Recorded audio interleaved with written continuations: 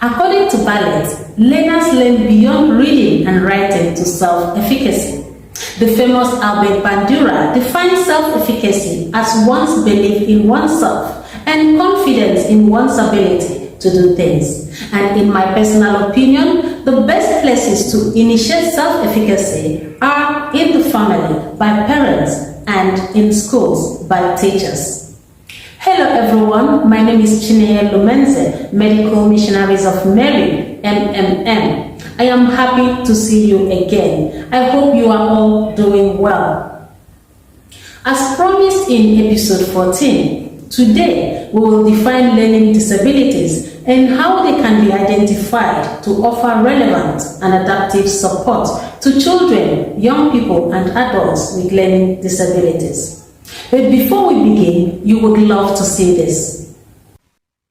Hello, my name is Nadia Ramatar, and I am the Communications Coordinator for the Medical Missionaries of Mary, also known as MMM. And I was asked to share a story about my experience as a young girl growing up in Ireland. I struggled in my early years with basic skills in school, and I was very fortunate that at age 9, I had a teacher who recognized the struggle I was having, despite my efforts, and sent me for some testing, and it was discovered that I had a learning disability known as dyslexia. And I was very fortunate then that I was paired up with a special remediation teacher. Her name was Emily Nevin in Dublin. And Miss Nevin gave me tremendous confidence and encouragement and helped me greatly. I actually feel emotional sometimes talking about this. She helped me to read, she helped me to write, and I really started to excel. And as some of you know, I'm now a writer and I write professionally. I've also managed to go through university and earn a PhD in communications. And I don't think any of that would have been possible without the help of Emily Nevin and the teacher that I had when I was 9.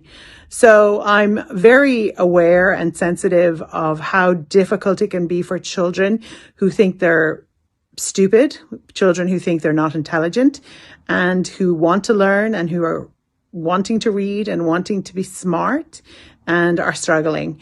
So I just want to really encourage any parent who feels that their child is struggling to make sure that there isn't something like ADHD or dyslexia or some other kind of a non-typical situation going on, and to realize that every child can learn. It just might be that they don't learn the same way as other children. So, thank you for the opportunity to share my story. Most learning disabilities result from the alteration of brain functioning and impairment of the cognitive processes that account for functional skills like communication, reading, writing, arithmetic, and reasoning needed for problem solving and for success in life. And some learning disabilities can be well managed, as heard in Nadia's story.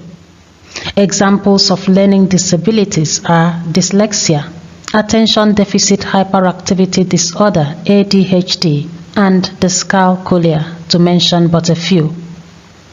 What are the causes of learning disabilities?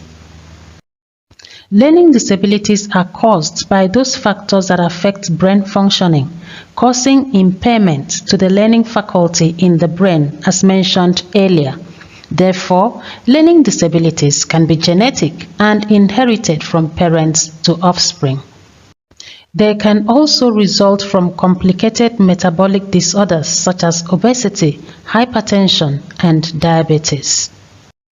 Also, biological factors like prenatal damage, for instance, any harm from infections, toxins, chemicals, from drugs and smoking during pregnancy can affect the fetus in the uterus, giving rise to learning disability in later years.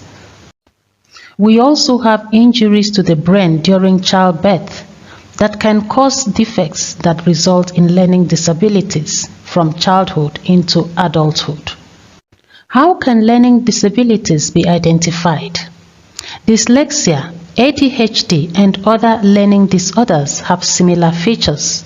and these include difficulty in reading, difficulty in writing, difficulty in spelling, often seen in dyslexic children and adults. We also see children and adults who are often inattentive and easily lose focus. Children and adults with ADHD are often restless and easily frustrated. They are also often disorganized and unable to plan.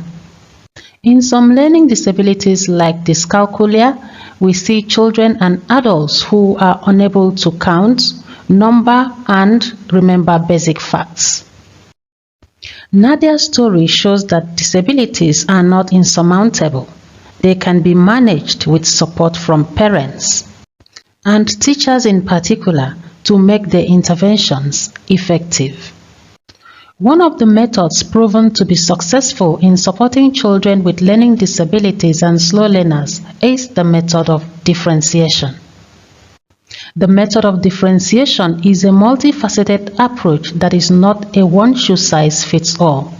This method, according to many scholarly articles, challenges and motivates children, young people, and adults to learn at a pace they can follow, using images, videos, and the hands to facilitate learning. Sister Liana, a learning disability teacher, demonstrates how learning can be made easy, exciting, and adaptive to every child and adult with the method of differentiation. Some children and adults engage better in learning when taught slowly and with what they can see and touch, like images, role play, drawing, and molding. These activities make learning fun, exciting, and easy to follow.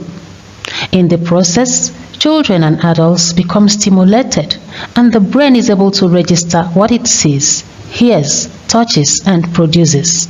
In this manner, learning is retained, and gradually, learners understand concepts. They begin to communicate better, reason better, and develop problem-solving ability and other functional skills needed for daily living. I hope we met your needs in this video. Please do well to like, subscribe to our channel, and share with your neighbors and friends and those you think will benefit most from this video. Thank you once again for being there, and have a lovely week.